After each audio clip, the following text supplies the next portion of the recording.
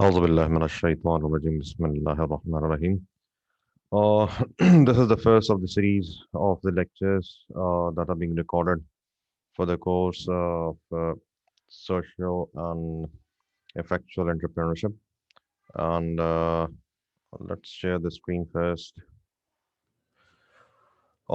Effectual entrepreneurship. There are few contents which need to be addressed initially. So, part number one is entrepreneurship. This is the introductory session, and obviously, we'll be discussing part number one today. Uh, the rest of the sessions will follow the rest of the topics, and in ultimately, we'll go through all these things. Hopefully, all of you have already gone through this entrepreneurship course. I think so. If any one of you has not gone through all these things, then kindly update me through the CR. The CRs may update me regarding all these things. I'll alter the outline. So I'll be focusing less on entrepreneurship because you people already have gone through all these things, maybe in a previous course. So I'll be focusing more on the other parts that basically focusing on the effectual part of the entrepreneurship and social part of the entrepreneurship. So let's start.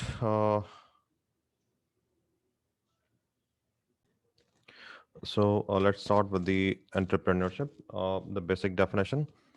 Unfortunately, there is no relied upon consistent definition of this thing. Economists have never had a consistent definition of entrepreneur or entrepreneurship. The word entrepreneur comes from the French verb entreprendre, means to undertake. Though the concept of entrepreneur existed and was known for centuries, the classical and neoclassical economists left entrepreneurs out to their formal models. They assumed that the perfect information would be known to fully rational actors, leaving no room for risk taking or discovery. Uh, there are basically three major thinkers that were central to the inclusion of the entrepreneurship definition, sort of thing. So, number one was Joseph Schumpeter. Number two was Frank Knight, and number three is Krinzer. Schumpeter suggested that entrepreneurs, not just companies, were responsible for the creation of new things in the search of profit, whereas the Knight focused, the second one, Knight, focused on the entrepreneurs as the bearers of the uncertainty and believe that they are responsible for the risk premiums regarding the financial markets and the financial sector on whatever the risk they have been focusing on. Whereas the last one, that's the Kirzner, thought that the entrepreneurship as a process that lead to the discovery. Now let's get to the formal part. What do we mean by this term entrepreneurship? Uh, to be very much specific and focusing with few words, entrepreneurship is the act of creating a business uh, while building and scaling it to generate a profit. But as the basic entrepreneurship definition is concerned, that's a bit limiting. The more modern entrepreneurship definition is also about transforming the world by solving big problems, like bringing about social change or creating an innovative product that challenges the status quo of how to live all the basic lives of the individuals. What the entrepreneurship definition doesn't tell you is that entrepreneurship is what people do to take their careers and dream into their hands and lead it in a direction of what they want. It's about building a life on your own terms, no bosses, no restricting schedules, and no one holding you back. Entrepreneurs are able to take the first step into the making the world a better place to live for, including him herself, and for everyone. In short, the activity of setting up a business or businesses or taking on financial risk in the hope of making the task a going concern for completing the business cycle and yielding the profit is a basic concept of the entrepreneurship. So, who is an entrepreneur? An entrepreneur is supposed to be an individual who creates new business, bearing most of the risks and enjoying most of the rewards. The entrepreneur is commonly seen as an innovator, a source of new idea, goods, service, and business or procedures.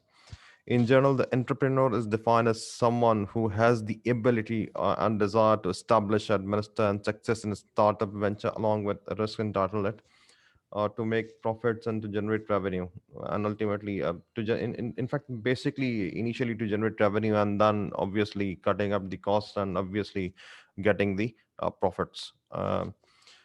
What the entrepreneur do? Entrepreneur plays a key role in an economy using the skills and initiatives necessary to anticipate need and bring good news ideas to market.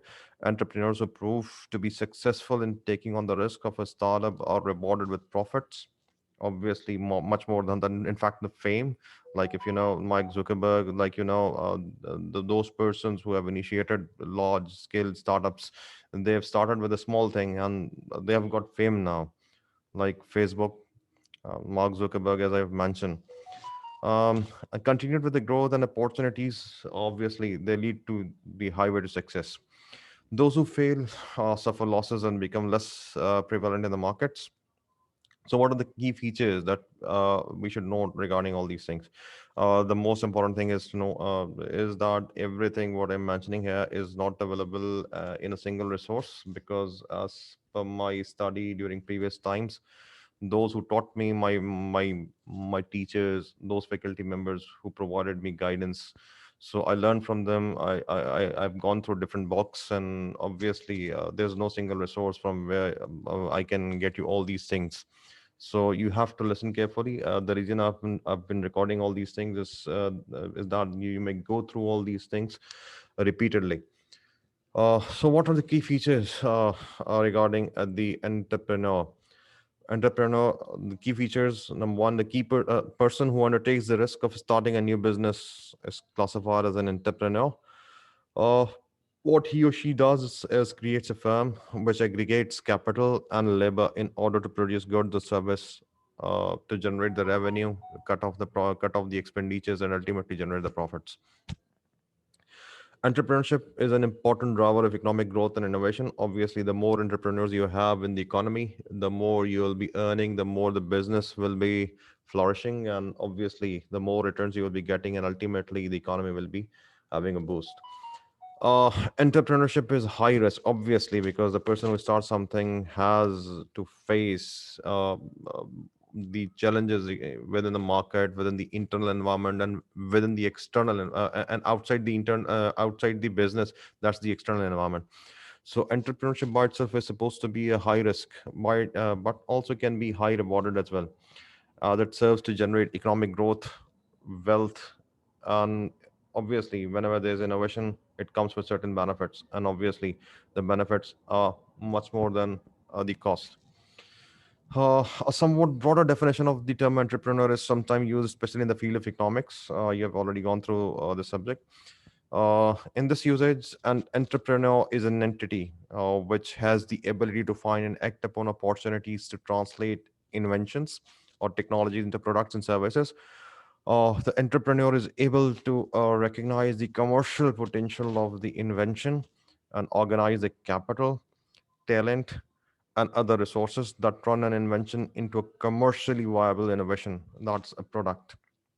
Like in the previous times, if you've heard about it, there was pages. They were responsible for getting the text messages, and it was quite a heavy device with a battery, and it was quite a large device.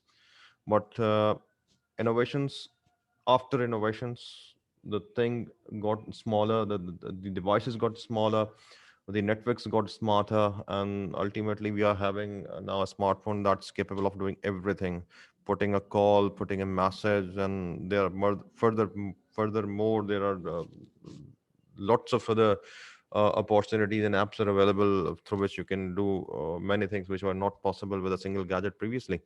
So this is what we call innovation, and those people who have put their mind behind all these things, they are the beneficiaries, obviously. So the Android is basically the product of Google, and Google is having multi-hundred products by now, and every product is making them millions and millions of dollars. So, in the sense, the term entrepreneurship also captures innovative activities on the part of established firms, in addition to similar activities on the part of new businesses. Yet the definition is still narrow in the sense that it still focuses on the creation of economic commercial value. So, what are the primary domains that entrepreneurs have to focus while starting an undertaking? So, um, initially, if you focus, the entrepreneurship is one of the resources economists categorize as integral to the production. The other three being land, natural resources, labor, and capital. All these things are basically mentioned in the previous course, economics. So you have got a good idea regarding all these things.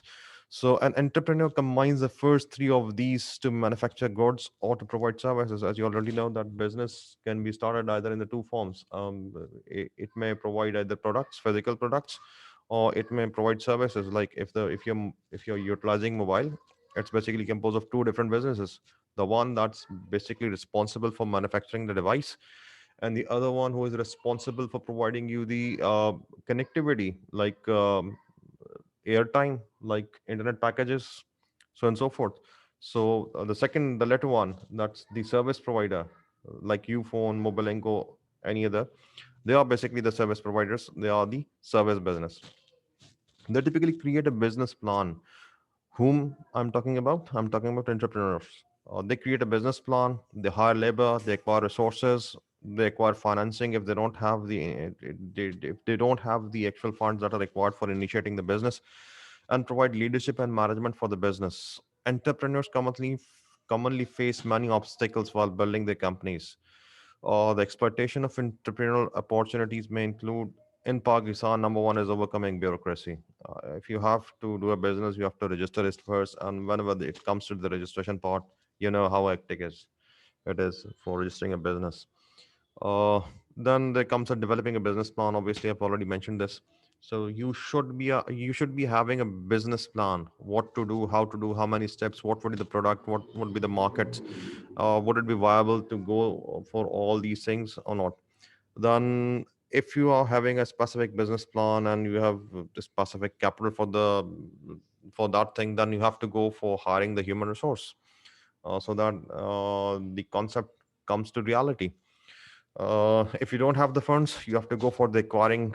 You have to go for acquiring financial and material support from different resources, like DFIs, development financial institutions, or certain other organizations. In today's economy, Pakistan economy, the Prime Minister has taken initiative. The previous governments also have taken the initiatives, but unfortunately, we don't have many startups. Then, when all these things gear up, he or she, whoever the entrepreneur is, they provide the leadership, and obviously they are being responsible for both the venture success or failure. And whenever the business is in progress, obviously there are certain risks which arise as with the passage of time, and obviously risk aversion is one of the major factors that the entrepreneurs have to focus on. So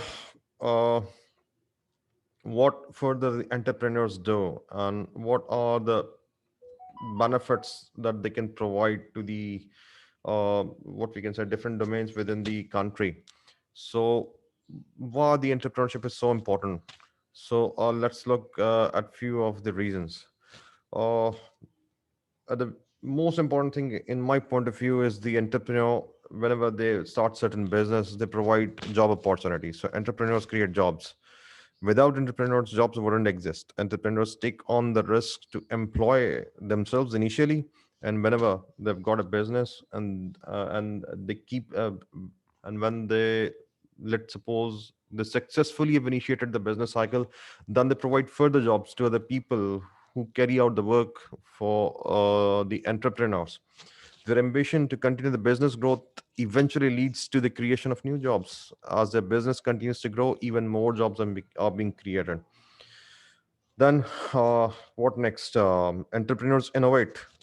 Whenever you have got a new idea, you have come up with a new thing, and that new thing definitely changed different things. Like if you have heard about Steve Jobs, that person has changed uh, an organization. That person transformed the organization from a low performer to market leader. Apple apple was definitely having superior hardware and obviously a very good sort of software, and combiningly they are providing all these things. But Unfortunately, these things were not providing the company uh, the initiative of, or what we can say, they are not providing the specific gift to the company so that they could move towards the higher profit side. Steve Jobs, the person, innovated different things. He provided the concept of apps, he provided the concept of single device, and things changed. Apple is now one of the market leaders. Although Steve Jobs is not there, he died a few years back. Unfortunately, not very old, but he has put the company on track. So some of the greatest technologies in today's society have come from the business, and those ideas are being initiated by the entrepreneurs. The technological advantages come out of a need to solve a problem and that create efficiencies or to improve the world. In periods where there are more advancements in technology, there's usually an entrepreneur to thank for it, obviously. Then, what next? Entrepreneur point number three would be entrepreneurs create change. Dream big. Obviously, entrepreneurs dream big. So, when nothing existed, they think of a business that could earn millions and billions. So, naturally, some of the ideas will make worldwide change. They might create a new product that solves a burning problem or take on the challenge to explore something never explored before. Many aim to make the world better with their product ideas or businesses or support, whatever. Next, entrepreneurs provide certain resources to the society, like jobs. They provide, if you've studied the market system, it's a cyclic one. Uh, People generate and ultimately they utilize. So while some have the notion of the rich being evil and greedy, they often do more for the greater goods than the average person. They make more money and thus pay more in taxes, which help funds for the social service. Entrepreneurs are some of the biggest donors to the charities and non-profits for various causes, like Bill Gates. If you know this person, the owner of the Microsoft Corporation, he is one of the largest donors around the globe. So he earn more, he give away more. Some seek to invest their money in creating solutions to help poorer communities have access to the things we take for granted, like clean drinking water and good healthcare. So there are different projects which are being initiated by different entrepreneurs in the world, and they have gone to Africa and different parts of the world where these basic necessities are not available. So they have invested. So they give to the society. What next? The next point is entrepreneurs add to the national income. There's no doubt in it. Entrepreneurs generate new wealth in the economy, new ideas, new products, improvement over the previous products, new apps, all these things, services and the physical products from entrepreneurs, the ideas from the entrepreneurs, they allow for the growth of the new markets and the new wealth. So definitely, they add to the national income. Uh, that was from the perspective of the society, and from for themselves, definitely they increase the standard of their living. Next point is they increase the standard of their living. Entrepreneurship helps to improve the standard of living of person by increasing the income. The standard of living means increasing in the consumption of various goods and services by a household for a particular period, and obviously the quality and quantity of the goods, they also increase. So ultimately, by utilizing all these products and services, the person is purchasing from the society, and ultimately the economy is growing while increasing the standard of the living of an individual. uh, Let it be the last point. uh, Entrepreneur supports the research and development.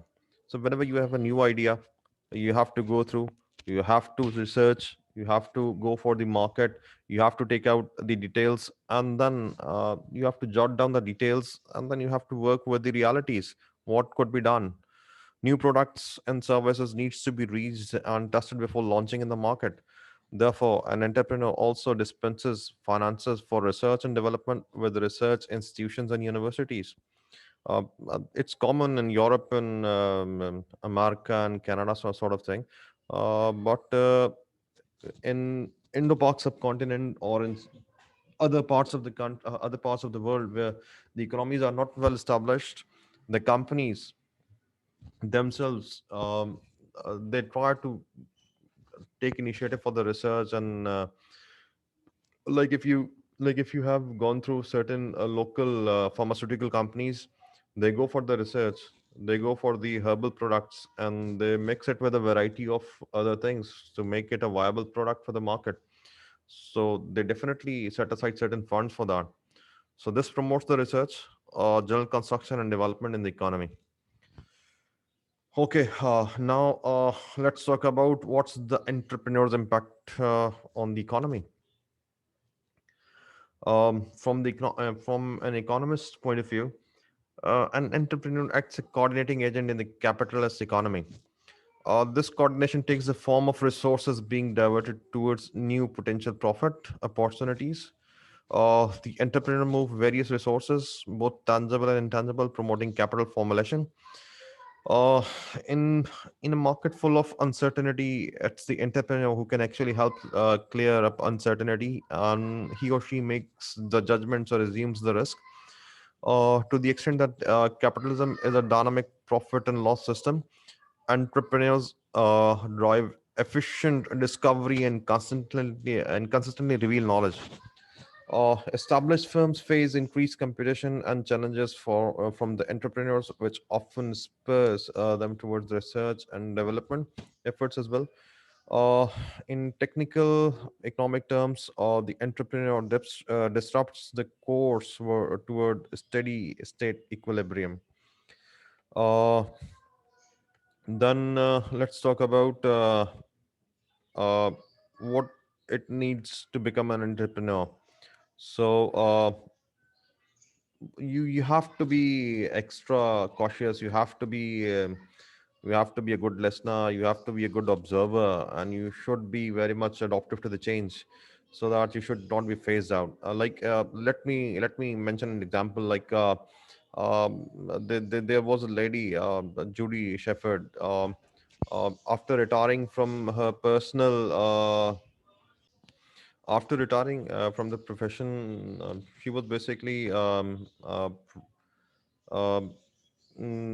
forgot actually what she does. Basically, she was from dancing profession. Either she was in manufacturing business, or either she was providing certain trainings to the dancers.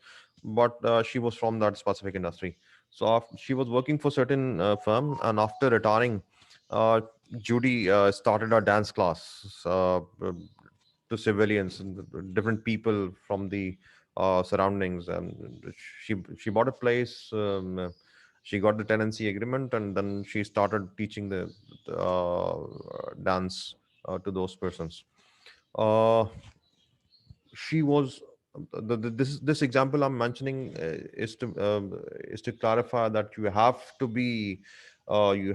keep your eyes open, you have to be good listener, you should be adaptive to the change. It's not like that if you have started certain thing you have to stuck to it for a certain period of time. You have to be focused for that thing, but if that thing is not working, then you should change, you should adopt to the change. So when she started teaching dance classes to the civilians, those persons who are living in the surroundings, she observed that most of the people who are coming to her were not interested in dancing. Most of the ladies who visited there, they were basically interested in losing weight, and basically they are willing to have a more they are willing to live more healthy life. So Judy immediately switched. She invented she innovated something new. She switched to the dancing sort of thing, in which she added the exercise part. So that was sort of gym plus dance. So that was the initial point of jazzercise. That was the name that's being given to that specific thing that she started doing. She was providing dance classes, and she was asking people who were coming there to learn those dance classes. They're basically more interested in losing their weight. So she started the dance classes with exercise.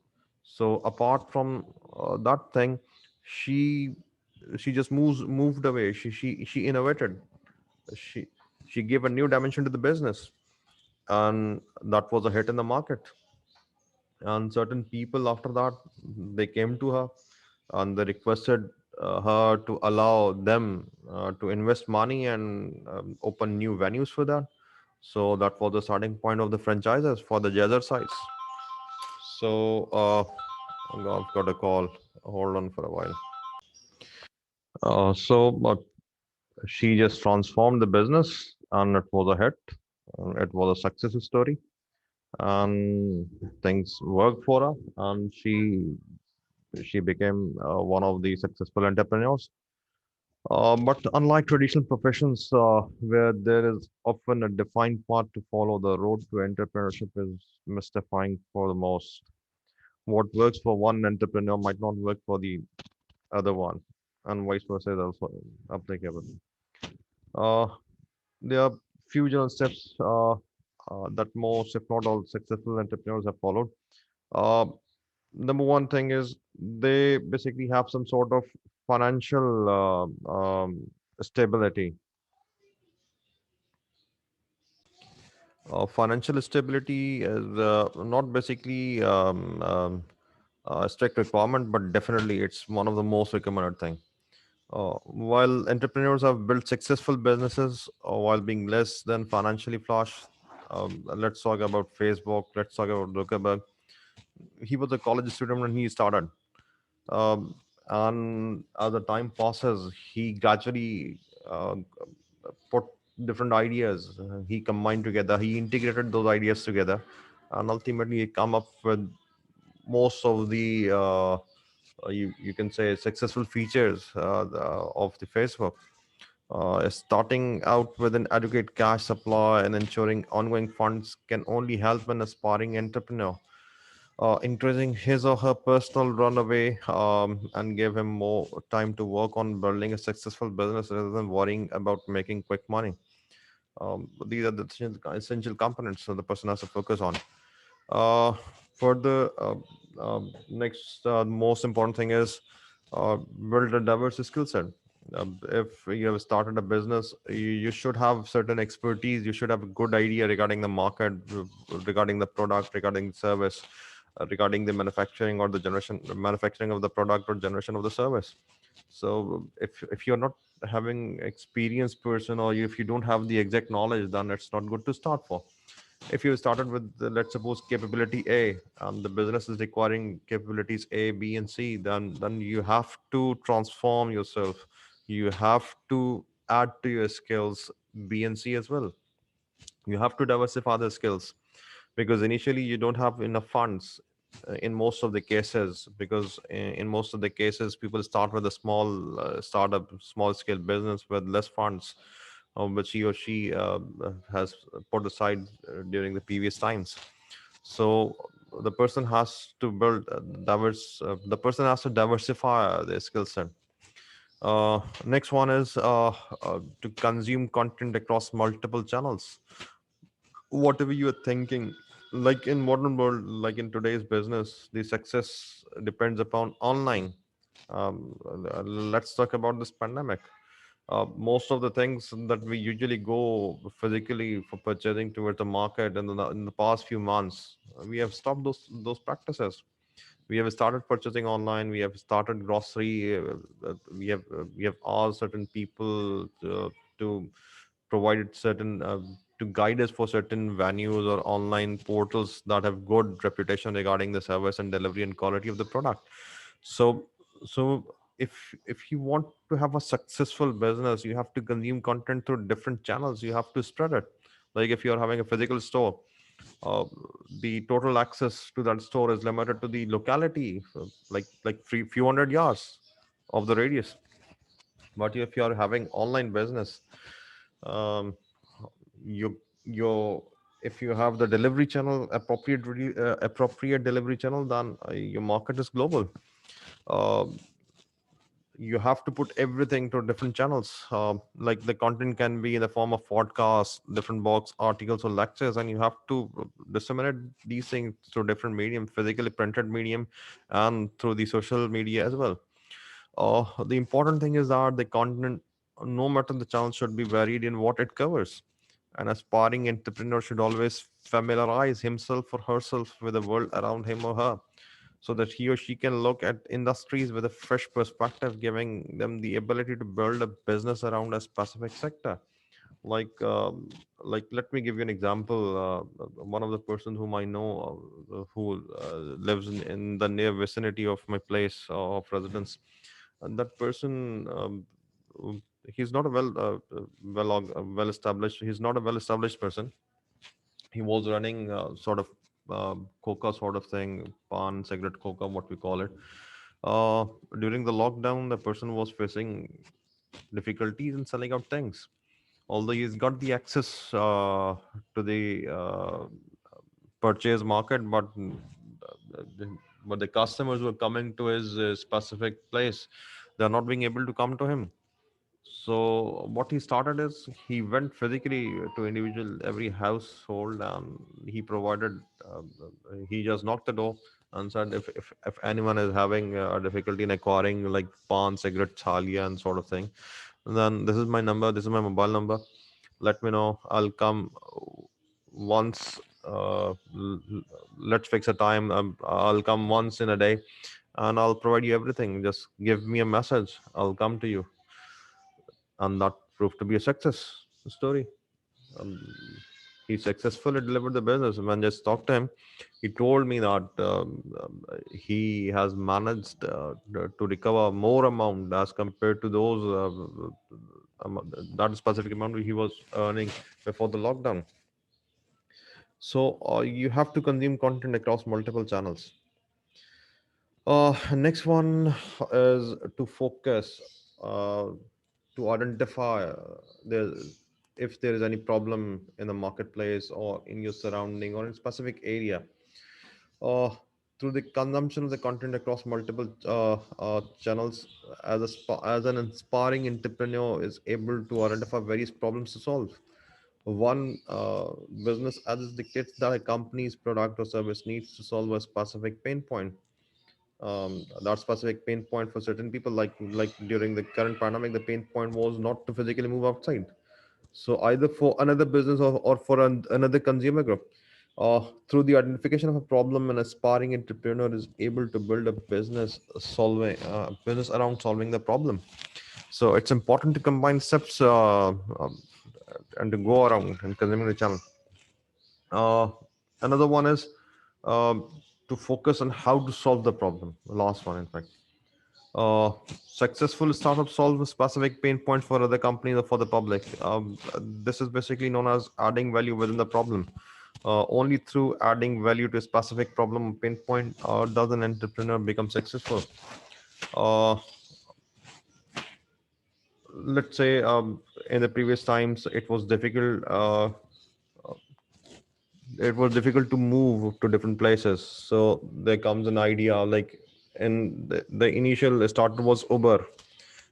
In Europe, it started with a small idea that those people who are going to the office, they have started sharing their rides with each other. So that's usually also, these sort of things also happens around us in Pakistan, in Karachi. But we haven't focused ourselves on producing that specific app, which proved to be a huge success. And Uber is now switching towards the um, a- airborne drone taxi. So they are going for it. And they have collaborated with Google and other partners as well, like Tesla, for green energy and for automated driving cars.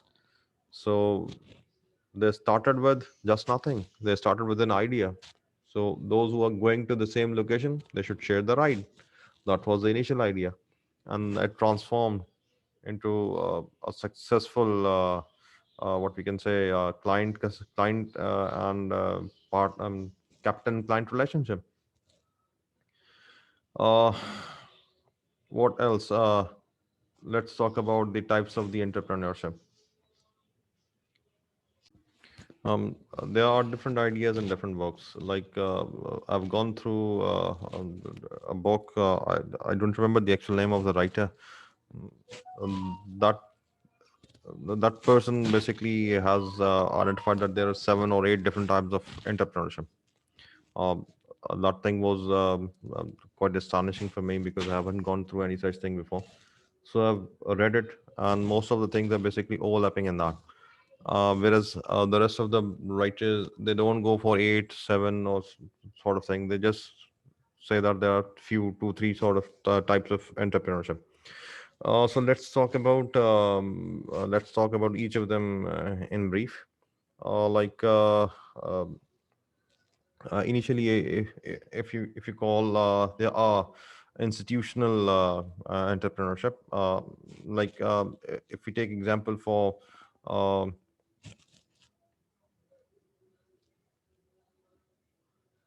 like concept comes with the thing that modern organizations in modern organizations human resources needs to be combined to better capture and create business opportunities. So those people who are working in the business or institutions, they start by themselves providing services, and few of them are basically become the partners, and rest of the people, they start with a new thing. They come up with a new institution. A new institution arise when organized actors with sufficient resources seen them opportunity to realize interest that they value highly, that they that may provide them certain benefits in the form of currency or in the form of let's say other opportunities for other markets. The second type is basically cultural uh, practices of individual and collective agency characterized by mobility between cultural professions and modes of culture production, which refers to creative industry activities and sectors. Um, these sort of things are basically the cultural sort of entrepreneurship, and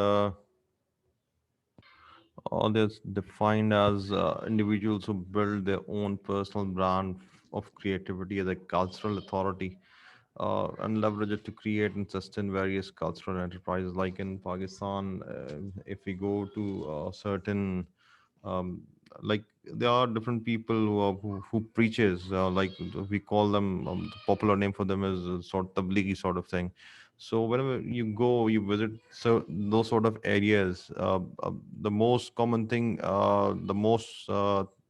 common thing that you see in the shops that are in the nearby places which are being owned by those persons who are working with, who are with the with those preachers. uh, they are basically based on what we say, uh, the different aspects. I don't have appropriate synonym for that.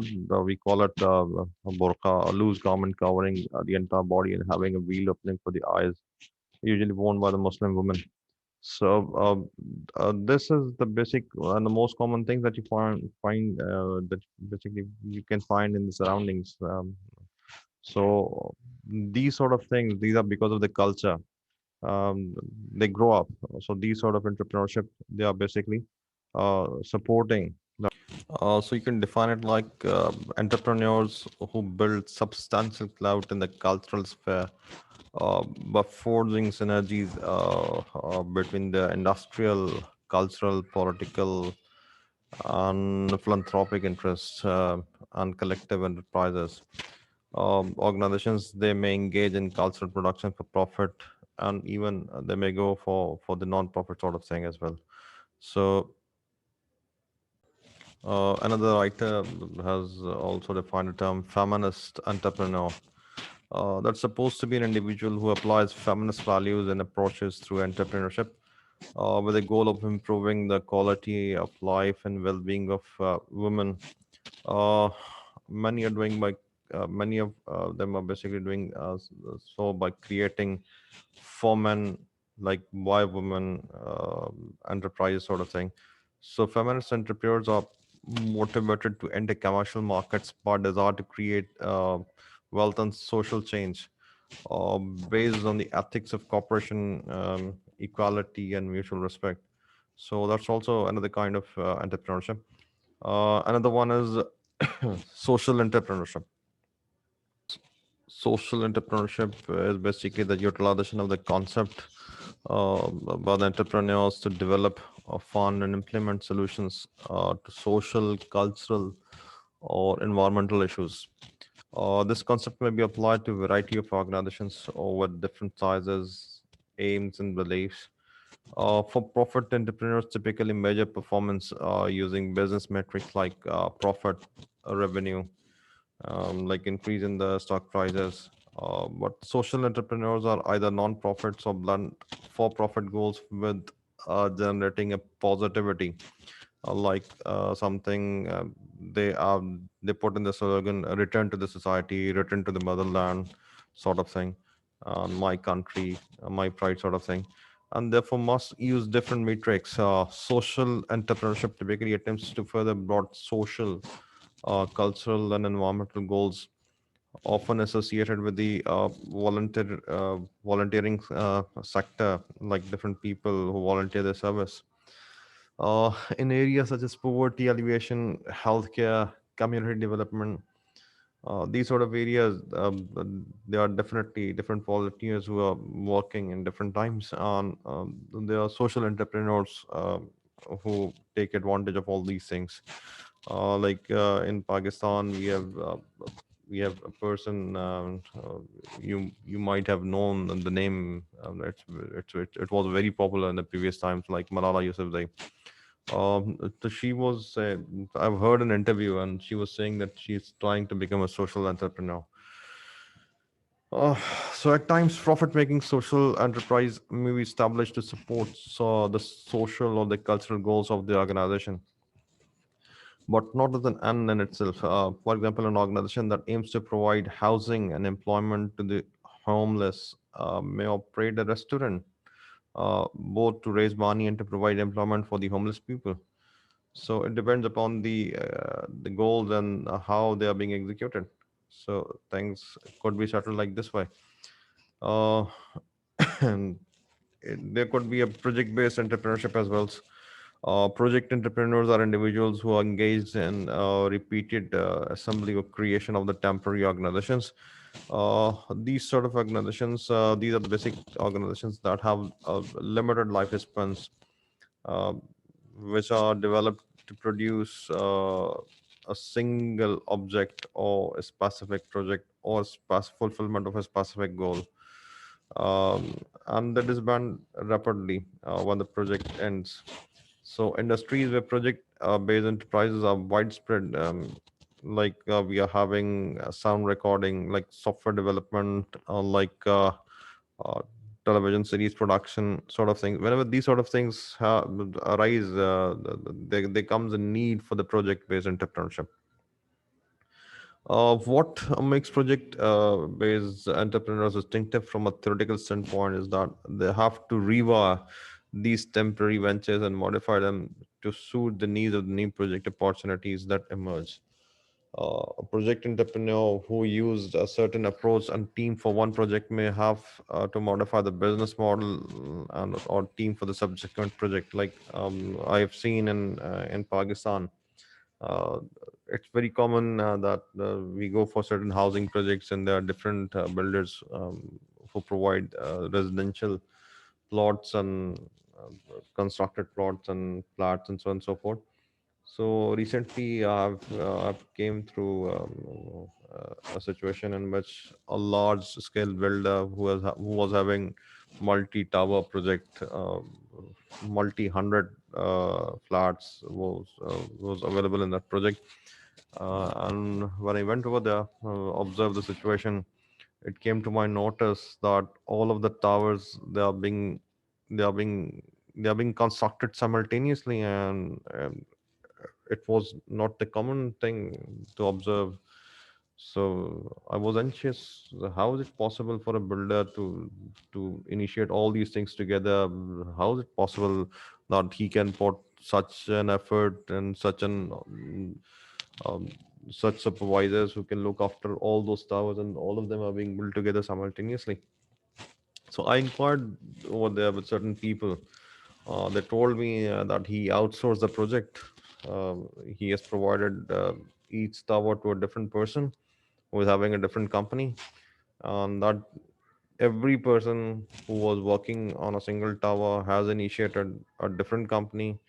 He or she has arranged their separate resources, like the engineers, like the civil engineers, like the obviously labor is there, but it's not the labor part that's important. It's the architectural part that's more important. So there are different architectural teams who are working over there. It's not easy to supervise all those things simultaneously. So that's how in Pakistan I have seen this project-based entrepreneurship. Uh, what else? There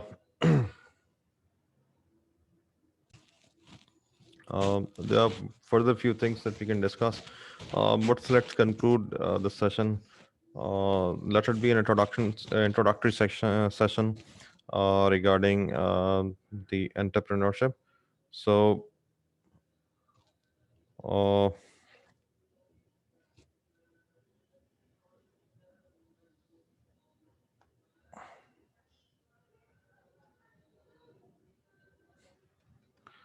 let me check. Okay, let's conclude. Let's stop here. Further topics will be added in the next session. I'll be recording that audio. I'll be recording that video shortly. But currently, that's all for this session. Thank you very much for having patience to listen to me that much.